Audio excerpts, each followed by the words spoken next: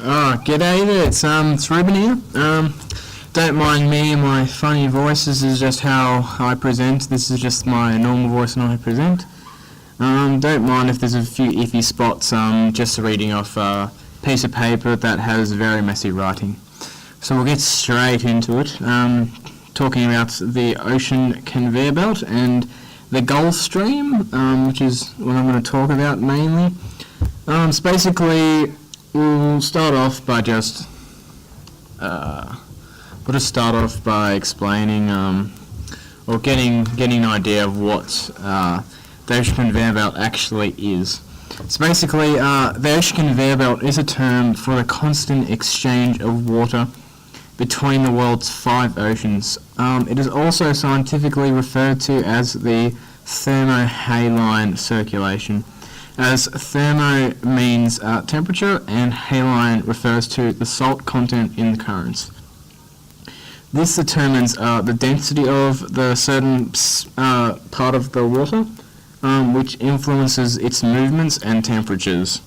Ocean currents as well as wind direction transport heat from the equator through various locations to finally come to the poles.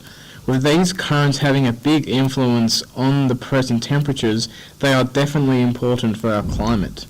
The density of the bodies of water determines how fast it moves along with the currents. In regards to the transport of temperature, the equator sees big quantities of evaporation and has a higher salt content. This is the start of the well-known Gulf Stream, which is what I referred to before. This travels west of Africa through the Gulf of Mexico and along the coastline of Florida. It is known for very strong currents and winds and its hot temperatures it carries. It then travels and blows towards northern Europe, where the heat and temperatures influence and benefit the European climate. This is because clouds from where hot air rises and it also provides substantial rain for agriculture. Sometimes there can be too much, which isn't always good, as it can lead to a flood. So basically what I mean there is it can have positive impacts and it can also have negative impacts. The conveyor belt moves very interestingly. Let me explain more. When the equator heats the water near the Norwegian Sea, it heats the atmosphere near cold northern altitudes. The loss of atmospheric heat makes the water cooler and much denser. This makes it sink. As the warm air is transported north, the cool water sinks and moves south to make room for more incoming warm water. Now we can see a conveyor of water being moved around our oceans. The cold bottom waters down to Antarctica.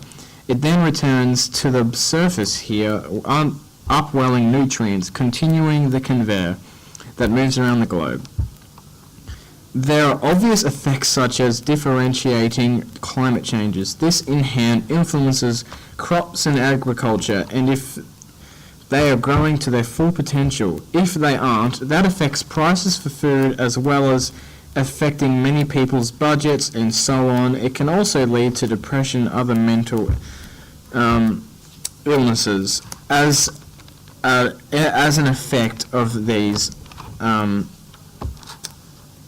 chain reactions, as I could say. Copious amounts of rain or heat can also either cause drought, fires and floods, which also cost money to aid and fix. And a lot of it is subsidies, which is the tax money you pay. Not very ideal, is it? So there you go. That's basically the main areas and main idea of the ocean conveyor belt. It's a continuous motion of water exchange through the 5 world's oceans. Cheers. Created using Powtoon.